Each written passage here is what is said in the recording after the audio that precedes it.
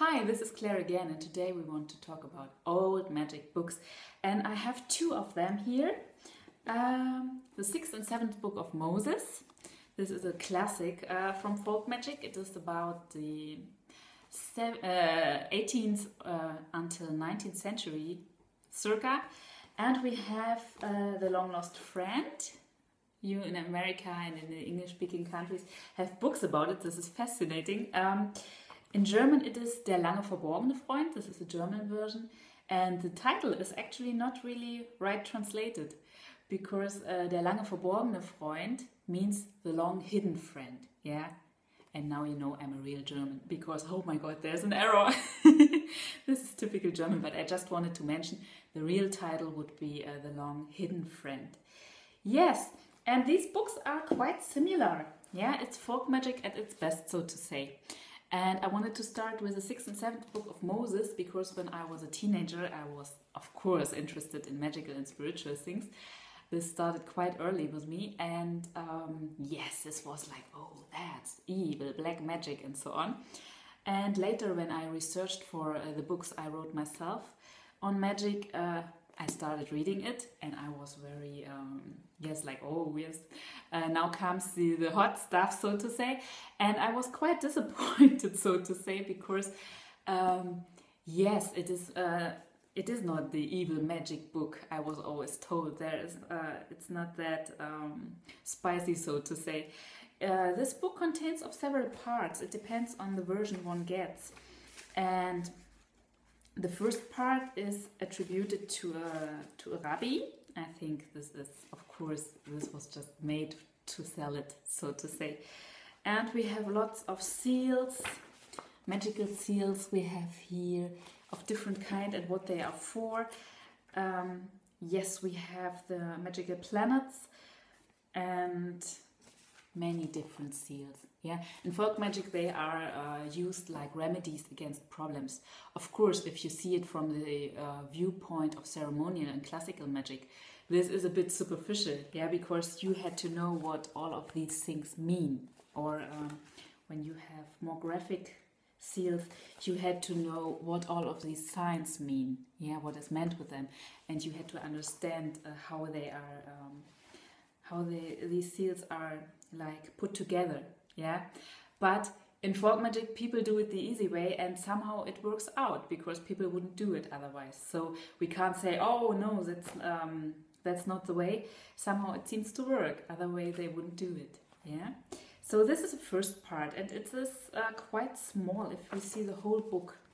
This is the Kabbalistic part, so to say, and here we have the other parts, and it is much folk magic. You can even study how people lived in that time, because they needed magic against all these things that were problems in their daily life. Yeah, and problems in those days, they went very big, very fast if you didn't do something against it. Yeah, this was, today we live relatively safe life in our region. We have many problems of many medical problems are not existent anymore, many illnesses, or you go to the doctor, and this is so different from this time. Yeah, and we also have to remember that magic was very in use in those days. Some people, they are astonished that much of the spells inside is Christian. There are the saints, there is Mother Mary, there is the Holy Trinity and all these things.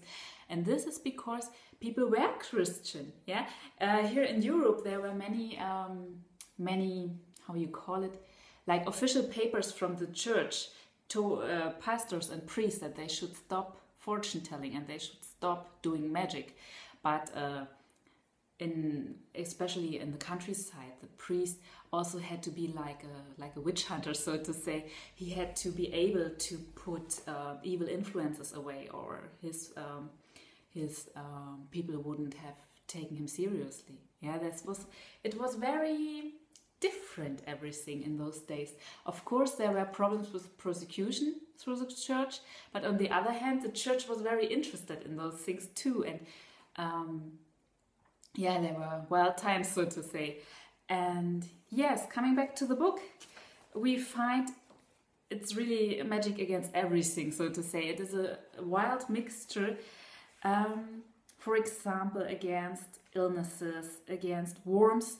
Worms were seen as a like in shamanic cultures. You could compare it, yeah, like something that nags on you, that makes your health decrease. For example, if you had problems with the teeth, you had a tooth worm and things like that. Yeah, there could be worms everywhere, so to say. But these were more like energetical beings that munch from your substance, so to say. Yeah, we have, yes, many illnesses: cold fever, hot fever.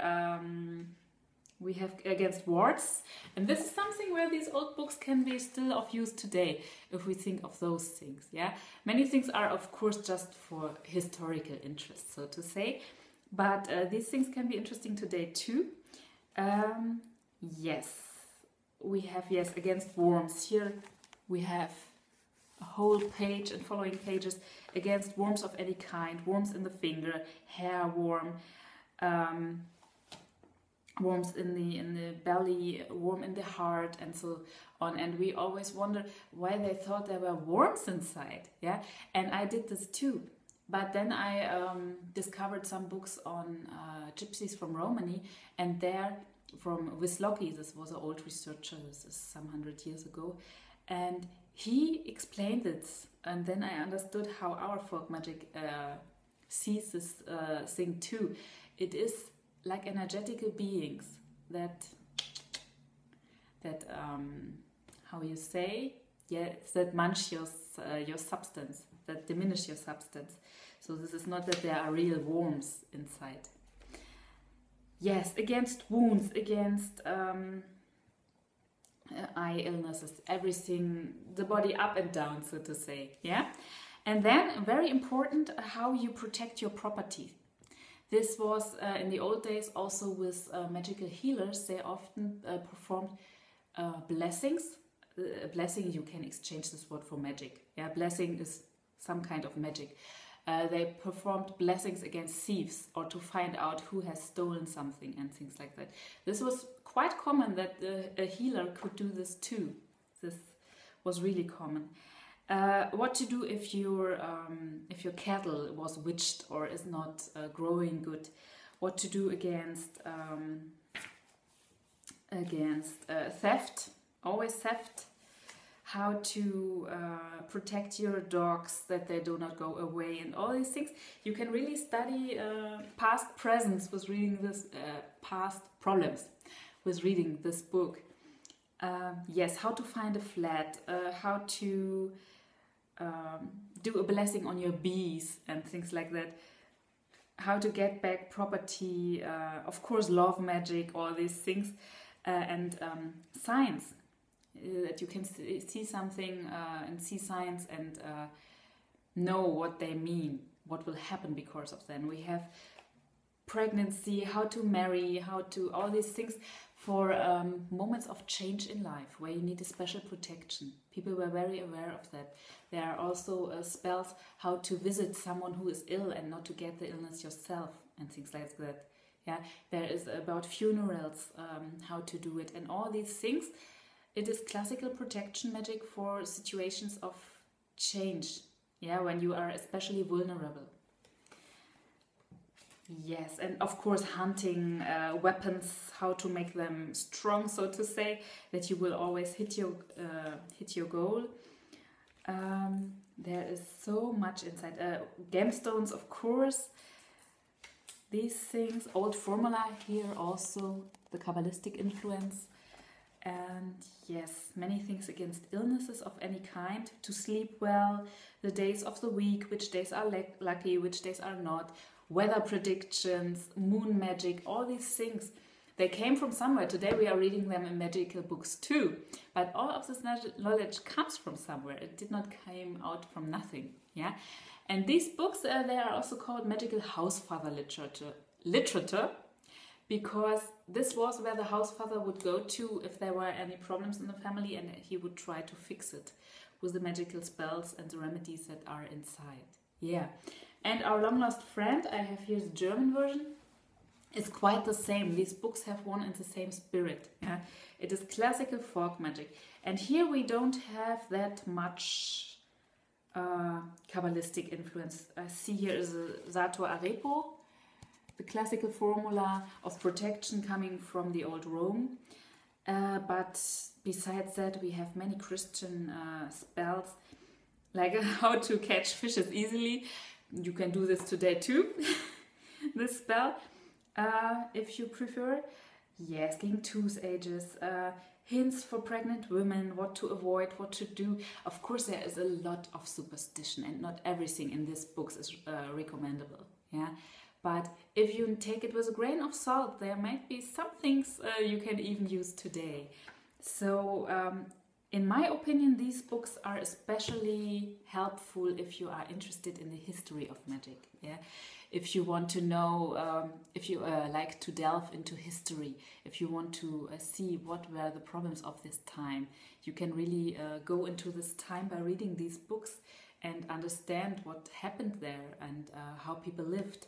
Just because it is all about solving problems in these books. Yes, to me it is most interesting in matters of history, magical history.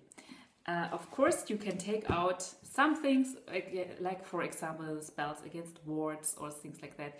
They're coming back. Even today we have modern medication against it and methods, but they tend to come back so easy. And so why not try it? But as I said, always with a grain of salt. Some things of this time we can't discuss them today. It's just nonsense in our view. But historically, it's interesting, and it's also interesting to see that many things we read today in magical books, they were known long before. And yes, I would recommend this one just a little bit more than this one, because here you have more content, so to say. Here is more information. Of course, you can read this too, no problem. But if you want to start and you want, how to say, extra information, much information, as much as you can get, I would say start with the 6th and 7th book of Moses, and then later the long lost friend, or the long hidden friend, as I say, the correct translation, yeah. And you will have much fun with it when you are interested in magical research.